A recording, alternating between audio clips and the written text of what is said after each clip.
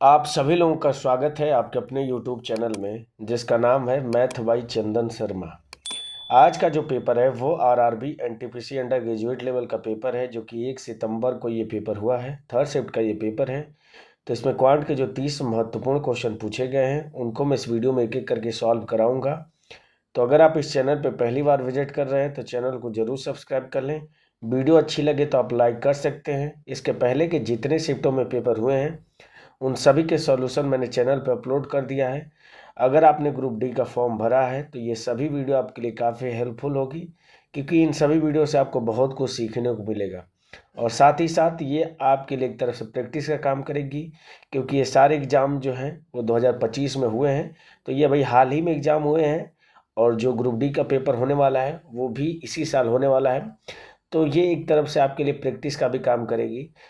तो चलिए video start करते हैं। पहला क्वेश्चन कह रहा है कि एक व्यापारी अपने माल पर ऐसी कीमत अंकित करता है कि 30% की छूट देने के बाद भी उसे 10% का लाभ प्राप्त होता है।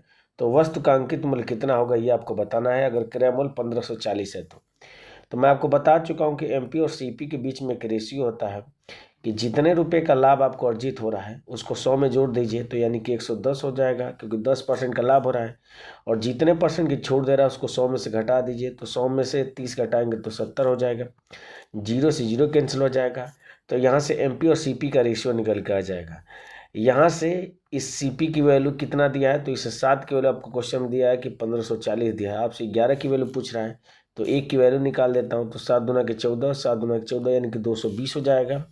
तो 11 की वैल्यू कितनी हो जाएगी, तो 220 में 11 का गुणा कर दूंगा मैं तो 0 हो जाएगा। 11 दूना के 22 हो जाएगा और 11 दूना के 22 और 2 कितना हो जाएगा, 24 हो जाएगा, यानी कि 2420 इसका करेक्ट आंसर होगा, जो कि ऑप्शन नंबर 4 में दिया हुआ है। बढ़ते हैं अगले क्वेश्चन पे। अगला क्वेश्चन कह रहा है कि ईशान को 11 घंटे में 843 किलोमीटर दूर कोलकाता पहुंचना है। 4 घंटे के लिए उसकी प्रारंभिक चाल 34 किलोमीटर प्रति घंटा थी। अगले 180 किलोमीटर के लिए उसकी चाल 30 किलोमीटर प्रति घंटा थी। 11 घंटे के निर्धारित समय में कोलकाता पहुंचने के लिए अब उसकी चाल कितनी होनी चाहिए। तो देखिए टोटल आपको समय 11 घंटे लगने हैं और दूरी कितनी है, तो 843 किलोमीटर की दूरी है। ठीक है, तो 4 घंटे में कितनी चाल से चलता है, तो 34 किलोमीटर प्रति घंटे की चाल से चलता है। तो 4 घंटे में कितनी दूरी तय कर लेगा, तो 4 चौक को 16, 4 3 12 1 13 यानी कि 136 किलोमीटर की दूरी 4 घंटे में तय कर लेगा। तो लिख लेता हूँ 4 घंटे में 136 किलोमीटर की दूरी तय कर ले रहा है। अगली 180 किलोमीटर की जो दूरी है उसको 30 किलोमीटर प्रति घंटे की चाल से तय कर रहा है। तो अगर 180 में अगर मैं 30 से भाग कर दूं तो लगने वाला समय निकल के आ जाएगा, यानी कि 6 घंटे समय लग रहा है। तो 6 घंटे में 180 किलोमीटर की दूरी तय कर रहा है। तो टोटल कितना समय यूज हो चुका है, तो 6 4 10 घंटे यूज हो चुका है। और कितनी दूरी तय हो चुकी है, तो 6 हो जाएगा, 8 3 11 को 1 हो जाएगा, 1 1 2 और 1 3, यानी कि 316 किलोमीटर की दूरी तय हो चुकी है। तो कितनी दूरी बची है, तो इसमें से घटा दूंगा तो 13 में से 6 जाएगा तो 7 हो जाएगा, 3 में से 1 जाएगा 2 हो जाएगा और 8 में से 3 जाएगा 5 हो जाएगा, यानी कि 527 किलोमीटर की दूरी बचे हुए 1 घंटे में तय करनी है। तो स्पीड क्या होनी चाहिए, तो 527/1 यानी कि 527 किलोमीटर प्रति घंटा होनी चाहिए, जो कि ऑप्शन नंबर 2 में दिया हुआ है। बढ़ते हैं अगले क्वेश्चन पे। अगला क्वेश्चन कह रहा है कि ठोस धातु के बने 3 घनों का आयतन 789 सेंटीमीटर क्यूब, 865 सेंटीमीटर क्यूब और 1720 सेंटीमीटर क्यूब है। तीनों घनों को पिघलाने के बाद उनसे एक ठोस घन बनाया जाता है। तो नए घन के कोर की लंबाई कितनी होगी ये आपको बताना है। तो 3 ठोस घन है जिनका आयतन कितना है, तो 789 है, 865 है और 1721 है। तो इन तीनों को जोड़ लेता हूँ तो टोटल आयतन कितना हो जाएगा, तो 9 5 14 1 15 को 5 हो जाएगा, 8 6 14 14 और 2 16 हो जाएगा, 16 और 1 17 को 7 हो जाएगा, 7 7 14 7 3 21 22 22 और 1 कितना हो जाएगा, 23 हो जाएगा और 2 और 1 कितना हो जाएगा, 3 हो जाएगा, यानी कि 3375 क्या हो जाएगा, टोटल आयतन हो जाएगा। बस इसी का आपको क्या निकालना है, क्यूब रूट निकालना है। यानी कि 3375 का अगर मैं क्यूब रूट निकाल दूं तो हमें क्या निकल के आ जाएगा कि नए घन के कोर की लंबाई निकल के आ जाएगी। तो चूंकि लास्ट में 5 है, इसका मतलब जो भी आपका आंसर होगा उसके लास्ट में 5 होगा। तो पहला और तीसरा ऑप्शन तो नहीं होगा, तो या तो 15 हो सकता है या तो 25 हो सकता है। अब मुझे मालूम नहीं कि 15 और 25 दोनों में से कौन है, लेकिन मुझे पता है कि इन दोनों के बीच में 20 पड़ता है और 20 का क्यूब करूँगा तो 8000 हो जाएगा। और मैं देख रहा हूँ कि 8000 जो है वो 3375 से अधिक है। इसका मतलब 25 तो आंसर नहीं होगा, क्योंकि जब 20 वाला ही इससे अधिक है तो 25 वाला तो और अधिक होगा, तो 15 इसका करेक्ट आंसर हो जाएगा। बढ़ते हैं अगले क्वेश्चन पे। अगला क्वेश्चन कह रहा है कि प्रथम 147 विषम प्राकृतिक संख्याओं का औसत कितना होगा। तो बस 147 ही इसका करेक्ट आंसर हो जाएगा। इसको बेसिक से करना मैंने सिखाया है। अगर आप सीरीज को रेगुलर फॉलो कर रहे हैं तो आप इस तरह के क्वेश्चन को ओनली सॉल्व करना सीख गए होंगे। बढ़ते हैं अगले क्वेश्चन पे। अगला क्वेश्चन कह रहा है कि दो संख्याओं का योगफल 44 है और उनका लघुत्तम समापवर्ग 459 है, तो वे दोनों संख्याएं ज्ञात कीजिए। तो चूंकि एलसीएम जो है वो क्या है, विषम संख्या है, यानी कि जो भी संख्या होगी वो आपकी विषम ही होगी, क्योंकि सम संख्या कभी भी विषम संख्या को विभाजित नहीं कर सकती है। तो 20 और 24 ये दोनों ऑप्शन तो नहीं हो सकते हैं। 25 और 19 ये हो सकते हैं। 27 और 17 ये भी हो सकते हैं। 32 और 12 ये भी आंसर नहीं हो सकता है। तो या तो दूसरा हो सकता है या तो तीसरा हो सकता है। अब चूंकि अगर दूसरा को मैं चेक करूं तो ये दोनों को प्राइम नंबर है, तो इनका एलसीएम क्या हो जाएगा, तो सीधे इनका गुणनफल हो जाएगा, यानी कि 25 इंटू कितना हो जाएगा, 19 हो जाएगा। गुणा करूंगा तो लास्ट में 5 आएगा, लेकिन यहाँ पे तो लास्ट में 9 है, तो ये भी आंसर नहीं होगा। तो इस हिसाब से एक ही ऑप्शन आपका बच रहा है, ये इसका करेक्ट आंसर हो जाएगा। बढ़ते हैं अगले क्वेश्चन पे। अगला क्वेश्चन कह रहा है कि 65 का 65% 55 के 1/5 से कितना अधिक है। तो 65 का 65% कितना हो जाएगा, तो 65 इंटू 65 और डिवाइडेड बाई कितना हो जाएगा, 100 हो जाएगा। तो गुणा करूंगा तो 5 पचे 25 हो जाएगा और 6 सत्ते 42 हो जाएगा, 2 स्थान पे दशमलव हो जाएगा, यानी कि 42.25 हो जाएगा। और 55 का 1/5 कितना हो जाएगा, तो 11 हो जाएगा। बस इसमें से 11 घटा दीजिए तो आपका आंसर निकल के आ जाएगा। तो 2 हो जाएगा, 5 हो जाएगा, 2 में से एक जाएगा 1 हो जाएगा, 4 में से एक जाएगा 3 हो जाएगा, यानी 31.25 इसका करेक्ट आंसर होगा, जो कि ऑप्शन नंबर 4 में दिया हुआ है। बढ़ते हैं अगले क्वेश्चन पे। अगला क्वेश्चन कह रहा है कि निखिल, निधि और तेजस ने एक व्यवसाय शुरू करने के लिए क्रमशः 1200, 1070 और 1310 का निवेश किया। यदि वर्ष के अंत में कुल लाभ 1790 प्राप्त होता है तो लाभ में तेजस का हिस्सा कितना होगा। तो अगर यहाँ से इनका अनुपात निकाल दूं तो 0 हटा देता हूँ तो ये हो जाएगा 120 हो जाएगा, अनुपात 107 हो जाएगा, अनुपात कितना हो जाएगा 131 हो जाएगा। तीनों को जोड़ देता हूँ तो टोटल लाभ कितना हो जाएगा, तो 7 और 1 8 हो जाएगा, 3 और 2 5 हो जाएगा, और 1 2 और 1 3 हो जाएगा, यानी कि 358 का टोटल लाभ होगा। और इसी 358 की वैल्यू क्वेश्चन में दिया कितना है, तो 1790 दिया है। तो एक की वैल्यू कितनी हो जाएगी, तो 1790 और डिवाइडेड बाई कितना हो जाएगा, तो 358 हो जाएगा। आपसे तेजस का हिस्सा पूछ रहा है, तो तेजस की वैल्यू कितनी है, तो 131 है। तो 131 की वैल्यू निकालने के लिए 131 का इसमें गुणा कर दूंगा मैं। इसको सिंप्लीफाई कर दूंगा तो मुझे दिख रहा है कि 17 दूना के 1 34 और 1 35 दिख रहा है कि 179 से 358 विभाजित हो जाएगा। तो ये हो जाएगा आपका 2 बार चला जाएगा, और ऊपर कितना हो जाएगा 10 हो जाएगा, 2 से कट करूँगा तो ये 5 बार चला जाएगा। तो यहाँ से वैल्यू क्या निकल के आ जाएगी, तो 5 हो जाएगा, 5 से 15 को 5 हो जाएगा, और 5 और 1 6 हो जाएगा, यानी कि 655 इसका करेक्ट आंसर हो जाएगा, जो कि ऑप्शन नंबर 3 में दिया हुआ है। या तो आप इसको ऐसे भी चेक कर सकते थे कि नीचे कोई भी आपका 5 का फैक्टर नहीं दिख रहा है और ऊपर इस 0 में एक 5 का फैक्टर छिपा हुआ है, इसका मतलब जो भी आपका आंसर होगा उसमें 5 होगा ही होगा।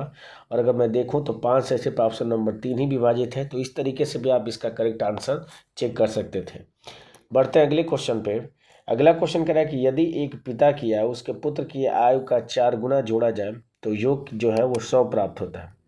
यदि पिता की आयु का 2.5 गुना उसके पुत्र की आयु में जोड़ा जाए तो जो योग है वो 97 प्राप्त होता है। तो पिता की आयु कितनी होगी, ठीक है। तो इस तरह के क्वेश्चन को मैंने आपको बताया कि ऑप्शन से करिए, ऑप्शन से आसान होता है करना इसको। तो जैसे मान लीजिए कि अगर मैं दूसरे ऑप्शन से चेक करता हूँ कि अगर 36 है पिता की आयु, तो 100 में से अगर मैं 36 घटा दूंगा तो कितना हो जाएगा ये, तो ये 64 हो जाएगा। यानी कि पुत्र की आयु का 4 गुना है, तो 64 में अगर 4 से भाग कर देता हूँ तो जो पुत्र की आयु के है वो 16 निकल के आ जाएगी। और पिता की आयु हमने जो माना है 36 माना है ऑप्शन के हिसाब से। अब दूसरी वाली वैल्यू पर देखते हैं कि क्या इसको सेटिस्फाई करता है। कह रहा कि यदि पिता की आयु का 2.5 गुना, तो इस 36 का 2.5 गुना करेंगे तो 36 गुना के 72 हो जाएगा, 36 का आधा 18 हो जाएगा, जोड़ेंगे तो 8 2 10 हो जाएगा, 7 1 8 1 9 90 हो जाएगा।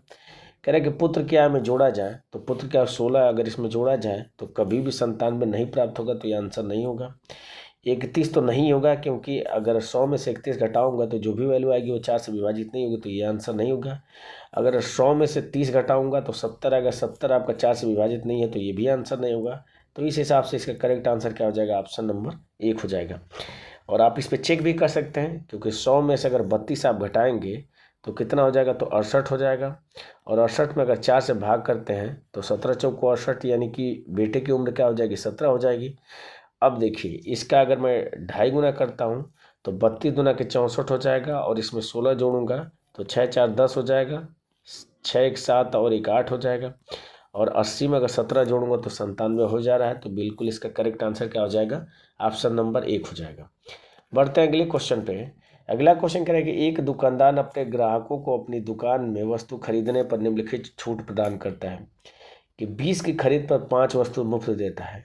तो 5 मुफ्त दे रहा है और टोटल उसकी जेब से जा कितना रहा है, तो 20 और 5 25 जा रहा है। प्रतिशत छूट पूछ रहा है तो 100 से गुणा कर दूंगा, तो ये हो जाएगा 25 चौको 100 हो जाएगा, 5 में 4 का गुणा करूंगा तो 20% का क्या हो जाएगा, प्रतिशत छूट हो जाएगा। बढ़ते हैं अगले क्वेश्चन पे। अगला क्वेश्चन कह रहा है कि रमन की आय जो है वो 80,200 है। वो अपनी आय में से 7.5% की बचत करता है। यदि उसकी आय में 34% की वृद्धि होती है और खर्च में 40% की वृद्धि होती है तो उसकी बचत में कितनी वृद्धि या कमी होगी, ये आपसे पूछ रहा है।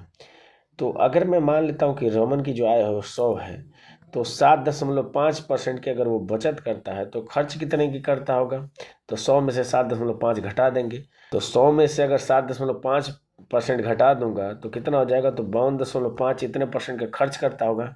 अब कह रहा है कि यदि उसकी आय में 34% की वृद्धि होती है, यानी कि 34 की अगर उसमें वृद्धि हो रही है और खर्च में 40% की वृद्धि होती है, यानी कि इसका क्या निकाल दूंगा मैं, 40%। तो 92.5, इसका अगर मैं 40% निकालता हूँ तो ये हो जाएगा 4/10 हो जाएगा। अगर और इसको सिंप्लीफाई कर लूँ तो देखिए 5 चौको 20 हो जाएगा, 4 दूना के 8, 2 10 हो जाएगा, 9 चौको 36 और 1 37 हो जाएगा। 10 से भाग करूँगा तो ऊपर कितना हो जाएगा, 37 हो जाएगा। तो इसमें कितने की वृद्धि हो रही है, 37 की। तो कह रहा है कि बचत में वृद्धि या कमी होगी। तो देखिए ओवरऑल 34 की वृद्धि हो रही है, लेकिन खर्च में यहाँ पे 37 की वृद्धि हो रही है। इसका मतलब उसकी बचत में कमी होगी, क्योंकि 34 की वृद्धि अगर हो रही है ओवरऑल और यहीं पे 37 हो जा रही है, इसका मतलब उसके जो बचत है उसमें कमी होगी। कितने की कमी होगी, तो 3 की कमी होगी। इसी 3 की वैल्यू आपको बतानी है। तो सिंपल सा जो भी आपका आंसर होगा वो 3 से विभाजित होना चाहिए। चेक कर लेते हैं, 4 4 8 2 10, ये 3 से विभाजित नहीं है तो ये आंसर नहीं होगा। चूंकि ये वृद्धि वाला है तो ये तो ऑप्शन होगा ही नहीं। इन दोनों में चेक कर लेता हूँ, तो 4 4 8 2 10 ये आपका आंसर नहीं होगा। 4 2 6 6 यही 3 से विभाजित है, तो ये इसका करेक्ट आंसर हो जाएगा। बाकी अगर आपको निकालना है तो इसे 100 की वैल्यू आपको क्वेश्चन दिया कितना है, तो 80,200। तो 1 की वैल्यू कितनी हो जाएगी, 802 हो जाएगी। तो 3 की वैल्यू आपसे पूछ रहा है, तो 3 दूना के 6 हो जाएगा और 8 3 24 हो जाएगा। और यही एग्जैक्ट वैल्यू ऑप्शन नंबर 4 में दिया हुआ है। बढ़ते हैं अगले क्वेश्चन पे। अगला क्वेश्चन कह रहा है कि एक समबाहुभुज के भुजाओं की संख्या ज्ञात कीजिए जिसके प्रत्येक अंतःकोण की जो माप है वो 162 अंश है। तो अगर अंतःकोण की माप 162 अंश है तो वाय कोण की माप कितनी हो जाएगी, तो 180 में से 162 घटा दूंगा मैं, तो इधर 8 हो जाएगा और 70 और 10 80, यानी कि 18 हो जाएगा वाय कोण की माप। और जैसे ही वाय कोण की माप निकल गई, बहुभुज के भुजाओं की संख्या n बराबर कितना आ जाएगा, तो 360 बटा वाय कोण जो कि 18 है। भाग दे दूंगा तो 18 दूना के 36, यानी कि 20 क्या हो जाएगा, भुजाओं की संख्या हो जाएगी बहुभुज के, जो कि ऑप्शन नंबर 2 में दिया हुआ है। बढ़ते हैं अगले क्वेश्चन पे। अगला क्वेश्चन कह रहा है कि दो धनात्मक संख्याओं का गुणनफल 3645 है। यदि पहली संख्या दूसरी संख्या की 5 गुनी है तो दोनों संख्याओं का योग कितना होगा। तो दूसरी संख्या अगर x है तो पहली संख्या क्या हो जाएगी, तो इसकी 5 गुनी यानी कि 5x हो जाएगा। तो इन दोनों का योग कितना हो जाएगा, तो 6x। इसी की वैल्यू आपको बतानी है। गुणा करूंगा तो कितना हो जाएगा, तो 5x² हो जाएगा। इसकी वैल्यू क्वेश्चन में आपको दिया कितना है, तो 3645 दिया है। तो यहाँ से 5 से कट कर दूंगा तो 5 से 35, 1 14 हो जाएगा, 5 दूना के 10, 4 45, 9 बार चला जाएगा। तो x की वैल्यू क्या निकल के आ जाएगी, तो 27 का स्क्वायर होता है 729, तो x की वैल्यू 27 निकल के आ जाएगी। 6x की वैल्यू कितनी हो जाएगी, तो 6 × 27 हो जाएगी। गुणा करूंगा तो 7 6 के 42 हो जाएगा, 6 दूना के 12 और 4 कितना हो जाएगा, 16 हो जाएगा, यानी कि 162 इसका करेक्ट आंसर होगा, जो कि ऑप्शन नंबर 3 में दिया हुआ है। बढ़ते हैं अगले क्वेश्चन पे। अगला क्वेश्चन कह रहा है कि ए किसी कार्य को 9 दिनों में कर सकता है और बी उसी कार्य को 19 दिनों में कर सकता है। यदि वे 6 दिनों तक कार्य करते हैं एक साथ तो कार्य का कितना भाग शेष रह जाएगा। तो जो ए है वो 9 दिनों में कर सकता है, बी जो है वो 19 दिनों में कर सकता है। तो इन दोनों का एलसीएम कितना हो जाएगा, तो 9 × 19 इनका एलसीएम हो जाएगा। अब यहाँ से ए की इफिशियंसी 19 निकल के आ जाएगी और बी की 9 निकल के आ जाएगी। तो दोनों की एक साथ इफिशियंसी कितनी हो जाएगी, तो 19 में 9 जोड़ दूंगा तो 28 हो जाएगा। और इस 28 एफिशिएंसी से 6 दिनों तक इन्होंने कार्य किया, तो इतना कार्य इन्होंने कर दिया होगा। तो गुणा कर लेता हूँ, तो 8 × 6 = 48 हो जाएगा और 6 दूना के 12 और 4 16 यानी कि 168 कार्य इन्होंने कर दिया होगा। टोटल कार्य कितना है, तो 19 × 9 = 171 टोटल कार्य है। इसमें से 168 घटा दूंगा तो बचा कार्य कितना हो जाएगा, तो 2 और 1 3 कार्य बचा हो जाएगा। टोटल कार्य कितना है, 9 × 19 है, तो 3 × 3 = 9 हो जाएगा, यानी 1/19 × 3 = 57 इसका करेक्ट आंसर होगा, जो कि ऑप्शन नंबर 4 में दिया हुआ है। बढ़ते हैं अगले क्वेश्चन पे। अगला क्वेश्चन करें कि एक धनराशि चक्रवृद्धि ब्याज की दर पर एक निश्चित दर पर 17 वर्षों में 3 गुनी हो जाती है, तो कितने वर्षों में यह धनराशि 81 गुनी हो जाएगी। तो सीपी में जो पैसा होता है वो हमेशा जीपी में बढ़ता है, यानी कि ज्योमेट्रिक प्रोग्रेशन यानी कि गुणोत्तर श्रेणी में हमेशा पैसा बढ़ता है। कह रहा है कि 1 से 3 गुनी हो जा रही है कितने वर्षों में, तो 17 वर्षों में 1 से 3 गुनी हो जाएगी। फिर अगले 17 वर्षों में क्या हो जाएगी, तो इसकी 3 गुनी हो जाएगी यानी कि 9 हो जाएगा। अगले 17 वर्षों में क्या हो जाएगी, तो इसकी 3 गुनी हो जाएगी यानी कि 27 हो जाएगा। और अगले 17 वर्षों में क्या हो जाएगा, तो इससे 27 की 3 गुनी यानी कि 81 हो जाएगा। तो 1 से 81 होने में कितना वर्ष लग रहा है, तो 17 17 दूना के 34 17 × 51 17 × 4 = 68 यानी कि 68 वर्षों में क्या हो जाएगी, तो स्वयं की 81 गुनी हो जाएगी। बढ़ते हैं अगले क्वेश्चन पे। अगला क्वेश्चन कह रहा है कि 5 सदस्यों वाले परिवार का औसत वजन किलोग्राम में कितना होगा, जिनका वजन 40 किलोग्राम 49 किलोग्राम 56 किलोग्राम 74 किलोग्राम और 38 किलोग्राम है। तो बस इन पाँचों को जोड़ के और 5 से भाग कर दीजिए। तो जोड़ देता हूँ मैं, तो 8 और 4 12 हो जाएगा, 12 और 6 18, 18 और 9 27 हो जाएगा, 27 को 7 हो जाएगा, 2 कैरी हो जाएगा, 3 2 5 7 5 12, 12 5 17 हो जाएगा, 17 4 21, 21 और 4 25 यानी कि 257 और डिवाइडेड बाई 5 हो जाएगा। भाग दूंगा तो 5 5 25 हो जाएगा, 5 कम 5 2 20, 5 को 20 यानी कि 51.4 क्या हो जाएगा, औसत वजन हो जाएगा। बढ़ते हैं अगले क्वेश्चन पे। अगला क्वेश्चन कह रहा है कि निम्नलिखित का मान ज्ञात करिए। तो 8 का स्क्वायर हो जाएगा 64 हो जाएगा, 3 का स्क्वायर लेके रूट लेंगे तो ये 3 हो जाएगा, और -2 × 36 का रूट लेंगे तो 6 हो जाएगा, और -11 हो जाएगा। तो 64 में अगर 3 जोड़ूंगा तो ये हो जाएगा 67 हो जाएगा, 6 दूना के 12, 11 में 12 जोड़ूंगा तो -23 हो जाएगा। तो 7 में से 3 जाएगा 4 हो जाएगा, और 6 में से 2 जाएगा 4 हो जाएगा, यानी कि 44 इसका करेक्ट आंसर होगा, जो कि ऑप्शन नंबर 1 में दिया हुआ है। बढ़ते हैं अगले क्वेश्चन पे। अगला क्वेश्चन कह रहा है कि 20 पुस्तकों का विक्रय मूल्य 36 पुस्तकों के क्रय मूल्य के बराबर है, तो हानि या लाभ प्रतिशत कितना होगा। तो 20 पुस्तकों का जो एसपी है ये बराबर किसके हैं, तो 36 पुस्तकों के सीपी के बराबर है। तो यहाँ से एसपी और सीपी का मैं रेशियो निकाल दूंगा, तो ये कितना हो जाएगा, तो 36/20 हो जाएगा। सिंप्लीफाई करूँगा तो 4 9 36 हो जाएगा, 4 5 20 हो जाएगा, यानी कि 5 की वस्तु खरीद के लाया है, 9 में बेच रहा है, तो कितने का लाभ हो रहा है, 4 का, कितने पे, 5 पे। प्रतिशत लाभ आपसे पूछ रहा है तो 100 से गुणा कर दूंगा, तो 5 दूना के 10 यानी कि 20 हो जाएगा, 20 चौको कितना हो जाएगा, 80 यानी कि 80% का उसको लाभ होगा, जो कि ऑप्शन नंबर 3 में दिया हुआ है। पढ़ते हैं अगले क्वेश्चन पे। अगला क्वेश्चन कह रहा है कि x का वह मान ज्ञात कीजिए जो निम्नलिखित समीकरण को संतुष्ट करता है। तो सिंप्लीफाई कर दीजिए, तो देखिए 5 5 25x² और माइनस का 25x² कैंसिल हो जाएगा, तो यहाँ पे कितना बचेगा, तो माइनस का 25 हो जाएगा। इसका इसमें गुणा करेंगे तो माइनस का 7 5 35x हो जाएगा, और माइनस माइनस प्लस हो जाएगा, 5 दूना के 10 हो जाएगा, बराबर किसका हो जाएगा, 14 का हो जाएगा। तो अगर मैं इसको घटा देता हूँ, 25 में से 10 घटाऊंगा तो 15 हो जाएगा माइनस का, और जब उधर जाएगा तो माइनस का 35x ये बराबर किसके हो जाएगा, तो 14 में 15 जोड़ दूंगा तो कितना हो जाएगा, तो 29 हो जाएगा। तो यहाँ से x की वैल्यू निकालूंगा तो 29 बटा माइनस का 35 हो जाएगा, तो 29 बटा माइनस का 35 ऑप्शन नंबर 3 में दिया, तो ये इसका करेक्ट आंसर हो जाएगा। बढ़ते हैं अगले क्वेश्चन पे। अगला क्वेश्चन कह रहा है कि संख्या 2.8 और 0.2 एक साथ का लघुत्तम समापवर्त ज्ञात करिए।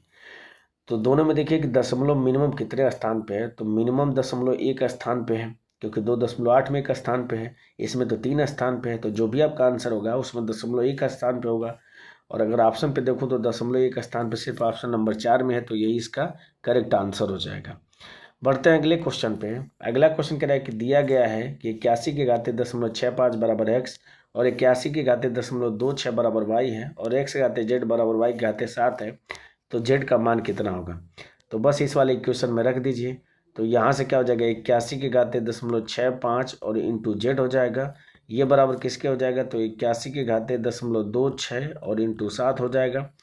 चूँकि दोनों साइड जो आधार है वो बराबर है तो घात एक दूसरे के बराबर हो जाएंगे। और इस घात में जो दशमलव है वो दोनों तरफ 2 स्थान पे है। तो यहाँ से जेड की वैल्यू क्या हो जाएगी, तो 26 इंटू 7 हो जाएगा और डिवाइडेड बाई 65 हो जाएगा। तो 13 दूना के 26 हो जाएगा। 13 13 यानी कि 5 बार चला जाएगा। तो ऊपर हो जाएगा 7 दूना के 14 और नीचे हो जाएगा 5। 5 दूना के 10 हो जाएगा और 4 40, 5 वाट है 40 यानी कि 2.8 इसका करेक्ट आंसर होगा, जो कि ऑप्शन नंबर 1 में दिया हुआ है। बढ़ते हैं अगले क्वेश्चन पे। अगला क्वेश्चन करेंगे, यदि 400 की राशि 4.5 वर्षों के लिए 16% वार्षिक ब्याज दर से उधार दी जाती है तो साधारण ब्याज कितना होगा। तो राशि 400 है, 4.5 वर्षों के लिए 16% वार्षिक के हिसाब से उधार दी जाती है। तो साधारण ब्याज निकालने के लिए 100 से भाग कर दूंगा। तो 0 से 0 आपका कैंसिल हो जाएगा। गुणा करूंगा तो 4 25 20 हो जाएगा। 4 जो 16 और 2 18, यानी कि 18 में बस 16 को गुणा करेंगे तो हमारा आंसर निकल के आ जाएगा। तो गुणा कर लेते हैं। तो 18 छक्का 108, 10 हो जाएगा और 18 और 10 कितना हो जाएगा, 28 हो जाएगा, यानी कि 288 इसका करेक्ट आंसर होगा, जो कि ऑप्शन नंबर 1 में दिख रहा है। बढ़ते हैं अगले क्वेश्चन पे। अगला क्वेश्चन कह रहा है कि संख्या ये जो आपको दी गई है निम्न में से किससे विभाज्य है। तो लास्ट में 5 है तो सबसे पहले तो ये 5 से विभाजित होगी। तो इसका करेक्ट आंसर क्या हो जाएगा, ऑप्शन नंबर 2 हो जाएगा। बढ़ते हैं अगले क्वेश्चन पे। अगला क्वेश्चन कह रहा है कि 324 और 16 का मध्यानुपाती ज्ञात करिए। तो मध्यानुपाती ज्ञात करने के लिए क्या होता है कि इन दोनों का प्रोडक्ट लेके रूट ले लीजिए, वही आपकी वैल्यू हो जाएगी। तो 324 का रूट हो जाएगा 18 हो जाएगा और 16 का रूट हो जाएगा 4 हो जाएगा। 18 में 4 गुणा करेंगे तो 72 इसका करेक्ट आंसर हो जाएगा। बढ़ते हैं अगले क्वेश्चन पे। अगला क्वेश्चन कह रहा है कि निम्नलिखित का मान ज्ञात करिए। तो सबसे पहले इन दोनों को सॉल्व कर लीजिए। तो दोनों में 3 नीचे है तो 5 में से 2 जाएगा तो 3/3 यानी कि 1 हो जाएगा। प्लस कितना हो जाएगा, तो 7 2 9 हो जाएगा, यानी कि 7 ऊपर चला जाएगा 9 नीचे। तो 9 और 7 16/9 इसका करेक्ट आंसर होगा, जो कि ऑप्शन नंबर 3 में दिया हुआ है। बढ़ते हैं अगले क्वेश्चन पे। अगला क्वेश्चन कह रहा है कि 4 पुरुष किसी कार्य को 12 दिनों में पूरा कर सकते हैं जबकि 8 महिलाएं इसे 15 दिनों में पूरा कर सकती हैं। तो 4 मेल जो हैं इसे 12 दिनों में पूरा कर सकते हैं और इसी कार्य को 18 जो फीमेल हैं वो 15 दिनों में पूरा कर सकती हैं। तो यहाँ से मेल और फीमेल की एफिशिएंसी निकाल देता हूँ। तो 4 दूना के 8 हो जाएगा, 2 से कट करूँगा तो 6 बार चला जाएगा। 3 से कट कर लेता हूँ तो 3 दूना के 6, 3 5 15 हो जाएगा। तो यहाँ से मेल और फीमेल की एफिशिएंसी क्या निकल के आ जाएगी, तो 5/2 निकल के आ जाएगी। तो इन दोनों में से किसी में भी रख के आप टोटल वर्क निकाल दीजिए। तो 4 × 5 × 12 ये टोटल वर्क हो जाएगा। अब इसको कराना किससे है, तो 3 महिलाएं और 2 पुरुष से। तो महिला की एफिशिएंसी 2 है तो 3 की कितनी हो जाएगी, तो 6 हो जाएगी। और पुरुष की एफिशिएंसी 5 है, 2 की कितनी हो जाएगी, 10 हो जाएगी। तो 10 में 6 जोड़ूंगा तो 16 से इसको कराना है तो 16 से भाग कर दूंगा। तो 4 से कट करूंगा तो 4 बार चला जाएगा 16। 4 से कट करूंगा तो 4 × 12 3 हो जाएगा। तो 5 × 15 इसका करेक्ट आंसर होगा, जो कि ऑप्शन नंबर 4 में दिया हुआ है। बढ़ते हैं अगले क्वेश्चन पे। अगला क्वेश्चन कह रहा है कि एक व्यक्ति 48 किलोमीटर प्रति घंटा की चाल से कार चलाकर एक पुल को 3.8 मिनट में पार करता है तो पुल की लंबाई याद करिए। तो स्पीड कितनी है, तो 48 किलोमीटर प्रति घंटा है। समय कितना लग रहा है, तो 3.8 मिनट लग रहा है। इसको घंटा में बदलने के लिए 60 से भाग कर दूंगा। तो 12 चौक 48 हो जाएगा, 12 पचे 60 हो जाएगा। ऊपर गुणा कर लेता हूँ तो 8 चौक 32 हो जाएगा, 3 हो जाएगा, 4 × 12 3 15 हो जाएगा, यानी 15.2 डिवाइडेड बाई 5 हो जाएगा।